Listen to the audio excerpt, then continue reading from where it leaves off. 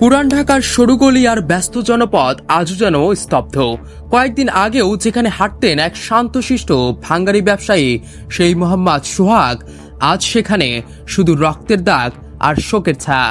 সেই নৃশংস হত্যার ঘটনায় গ্রেপ্তার করা হয়েছে আরও এক আসামিকে।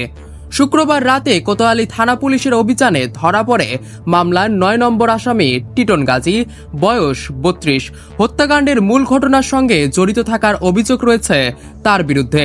বিষয়টি নিশ্চিত করেছেন কোতোয়ালি থানার ওসি মোহাম্মদ মনিরুজ্জামান। গত ৯ জুলাই সন্ধ্যায় মিটফোর্ড হাসপাতালে ৩ নম্বর গেট সংলগ্ন রজনী ঘোষ লেনে যা ঘটেছিল তা কোনো সিনেমা নয়, এটি বাস্তবের এক বিভীষিকা।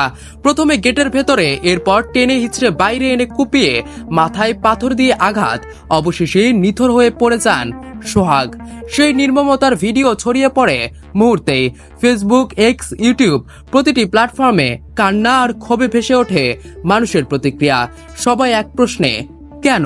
কেরানীগঞ্জের এক সাধারণ পরিবারের সন্তান ছিলেন সোহাগ। স্ত্রী, সন্তান আর বৃদ্ধ মাকে নিয়ে ছিল তার ছোট্ট সংসার, কিন্তু সেই সংসার আজ বিধ্বস্ত। শুধু একটি ব্যবসায়িক বিরোধ, আর তাতেই শেষ এক জীবন। ঘটনার পরপরই অভিযানে নামে পুলিশ ও র্যাব। মাহমুদুল হাসান মাহিন ও রবিনকে গ্রেফতার করা হয়। রবিনের কাছে থেকে উদ্ধার করা হয় একটি বিদেশি পিস্তল।